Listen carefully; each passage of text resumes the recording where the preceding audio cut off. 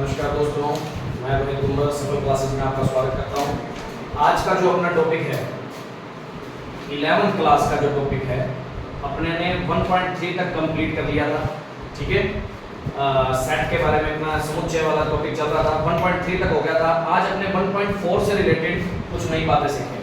अब 1.4 से रिलेटेड के अंदर क्या क्या है और थोड़ी सी मैं बात डिस्कस करता हूँ। क्या क्या टॉपिक है देखना, वेन आरेख और संक्रियाएं, सरनिष्ठ हो गई और माइनस में अंतर। तो अपने कौन कौन सी चीजें पढ़नी है 1.4 से रिलेटेड। एक तो पढ़ना है वेन आरेख,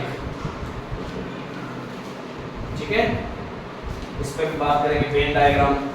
ठीक है, दूसरी बात अपने पढ़ेंगे इनमें संक्रियाएं कौन कौन सी पढ़नी है। संक्रियाएं मतलब जैसे उन्होंने होती है ना, जोड़ घटाओ प्लस माइनस, ये गुणा भाग, ये सारी संक्रियाएं ही होती है। तो समुच्चय पे कौन कौन सी लग सकती है संक्रियाएं। सीधा नंबर पे तो 2 + 2, 2 - 2, 2 × 2 सीधा नंबर्स होते हैं, तब तो हम 4 टाइप की लगा सकते हैं, गुणा भाग जोड़ घटाओ कर सकते हैं। पर समुच्चयों पे कौन कौन सी संक्रियाएं लगती हैं उन पे बात करते हैं। तो सबसे पहले है एक तो सम्मिलन, दूसरी समुच्चयों का सर्वनिष्ठ, तीसरा है अंतर। ठीक है, 3 टाइप की संक्रियाएं लगती हैं इसमें। सम्मिलन को बोलते हैं यूनियन ऑफ सेट, इसको डिनोट करते हैं यू से। यू नहीं होता वैसे, ये सिंबल होता है ऐसा। यू तो किसको डिनोट करते थे, सार्वत्रिक समुच्चय, यूनिवर्सल सेट को। तो यहाँ ये यू नहीं होता, यूनियन में ऐसा सिंबल होता है वैसे। ठीक है, इंटरसेक्शन बोलते हैं इसको। सर्वनिष्ठ को क्या बोलते हैं, इंटरसेक्शन। इंटरसेक्शन का मतलब इस तरीके से डिनोट किया जाता है।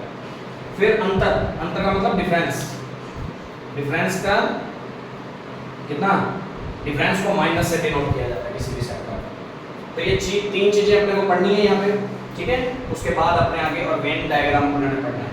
अब वेन डायग्राम क्या होता है और ये क्या चीज होती है, इनके बारे में अपने जानकारी लेंगे।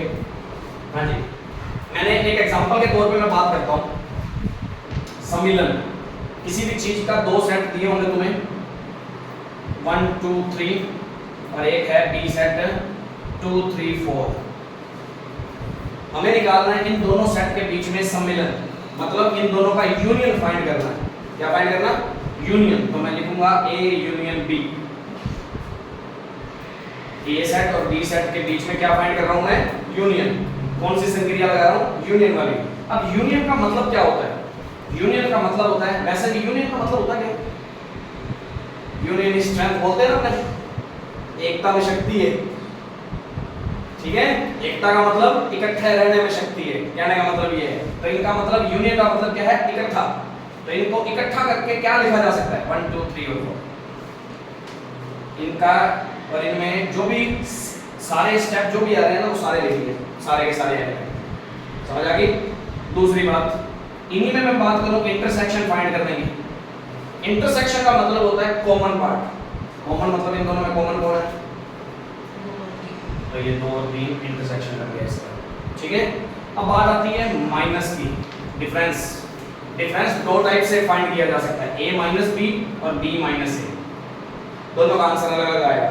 ठीक है, यदि a में से b माइनस कर रहे हैं, a में से b को माइनस कर रहा हूं, तो आंसर जो बचेगा ना, वो a के एलिमेंट बचेंगे, b का कोई रोल नहीं है।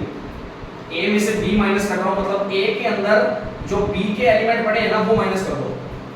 b का एलिमेंट कौन सा पड़ा है, जो इसके अंदर है, वो माइनस कर दो, बाकी कौन सा बच जाएगा, 1 और 3 बच गया। किसका, a का ही देखना है, क्योंकि a में से माइनस किसका करना है, b वाले का माइनस करना है। तो b के अंदर कौन सा एलिमेंट आ रहा था, 2 आ रहा था, वो 2 वाला एलिमेंट a में से माइनस कर दो, a में से माइनस कर दिया, तो बचा कौन सा एलिमेंट, और 3 भी आ रहा था ना, तो 3 भी माइनस हो जाएगा। ठीक है, तो रह कौन सा गया, ओनली 1। तो a - b कितना आएगा, 1। अब तो 4 बेटे वो b का है, मैंने क्या कहा है, a में से b माइनस कर रहे हैं ना, तो ओनली a के एलिमेंट जो बचेंगे वही लिखने होते हैं।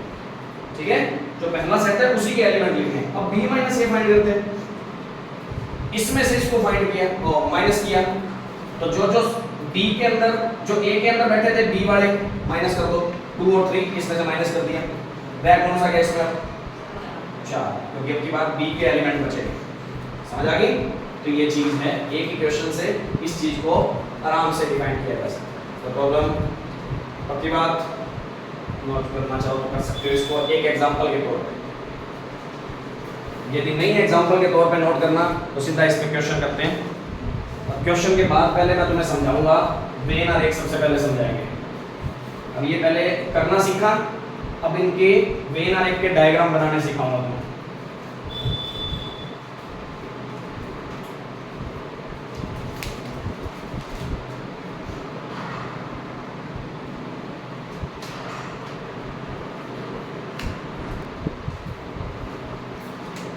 अब देखो भाई, इसके अंदर मैं तुम्हें संक्रियाओं से रिलेटेड पहले वेन आरेख बनाना सिखाता हूँ। संक्रियाएं लगाना तो बाद में देखेंगे, लगाना तो सीख ही लिया, कैसे सेट दिए होंगे, उसमें कौन सी संक्रिया कैसे लगानी है, ये सारा सीख लिया।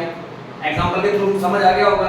अब इन्हीं को वेन आरेख से भी कर सकते हैं, सीधा डायरेक्ट भी कर सकते हैं, जैसे हमने सीधा डायरेक्ट तो कर लिया। इन्हीं क्वेश्चंस को वेन आरेख से भी सोल्व किया जा सकता है। और वेन आरेख से क्वेश्चन क्या होते हैं, ज्यादा इजी समझ आ जाता है। कई बार बड़े क्वेश्चन होते हैं, सेट बड़े बड़े होते हैं और उनमें कोई जरूरी नहीं है 3 सेट इकट्ठे आ जाए, 4 सेट भी आ सकते हैं, उन सभी का यूनियन फाइंड करना हो तो ऐसे क्वेश्चंस वेन आरेख से ज्यादा इजी होते हैं। तो पहले अपने वेन आरेख को बनाना जरूर सीखते हैं संक्रियाओं के लिए। सुनो कैसे बनाते हैं इस चीज के लिए। सबसे पहले एक नाम आएगा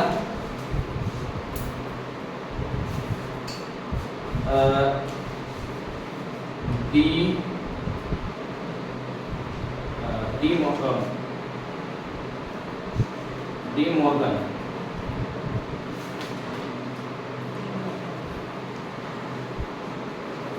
रूल। मॉर्गन नियम, डी मॉर्गन नियम कौन सा होता है? इसके 2 रूल हैं। ए इंटरसेक्शन बी कर रहे हैं और उसका डैश, चलो डैश को बाद में बताते हैं। डी मॉर्गन रूल अभी है नहीं अपने काम का, बाद में लास्ट में बताता हूँ, क्योंकि अभी तक अपने डैश वो सीखी नहीं। डैश भी बताऊंगा तुम्हें, डैश का मतलब क्या है। एक बार के लिए वेन आरेख बनाना सिखाता हूँ। सबसे पहले तुम ए का डायग्राम बनाना सीखो। वेन आरेख में ए का डायग्राम बनाना है और ओनली ए। तो वेन आरेख में ऐसे एक सर्किल बनाना होता है, ऐसे एक ये जो पूरा बॉक्स होता है ना, ये हमारा यूनिवर्सल सेट होता है, इसको यू से लिखते हैं। अब ए को डिनोट कर लेना, तो ए को क्या कर देंगे, ऐसे लाइनिंग कर देंगे या काला कर देंगे, जिस तरीके से भी तुम्हें सेट करते। ये किसका डायग्राम हुआ? ए का। बी का भी बनाना सिखाता हूं। बी है तो बी हो जाएगा, ये भी यूनिवर्सल सेट बनाया। अब हम सीखना चाहते हैं ए यूनियन बी बनाना सीखना चाहते हैं। तो की बार ए यूनियन बी कैसे बनेगा? ए भी आएगा, बी भी आएगा, ये हमारा ए, ये हमारा बी, ठीक है, ये हमारा यूनिवर्सल सेट, ठीक है। अब ब्लैक किसको करना है? यूनियन का मतलब क्या होता है? जो ए में भी था, जो बी में भी था, दोनों का इकट्ठा, यही मतलब था। यूनियन का मतलब उन दोनों को इकट्ठा कर देना, उनकी यूनियन भी बना देना। तो मतलब ए को भी काला कर दो और बी को भी काला कर दो, तो ये ए यूनियन बी का डायग्राम है, वेन आरेख है इसका, ए यूनियन बी का। तो प्रॉब्लम ऐसे ही किसका बनाना सीखेंगे? ए इंटरसेक्शन बी का, ए इंटरसेक्शन बी का, ए बी। इंटरसेक्शन का मतलब क्या होता है? ये यूनिवर्सल सेट है हमारा। इंटरसेक्शन का मतलब उन दोनों में कॉमन का मीन, ए और बी में कॉमन हिस्सा कौन सा है? ये वाला बीच वाला सिर्फ, तो इसको काला करना है। तो ये किसका डायग्राम है? A intersection B. समझ आ गई? ये वेन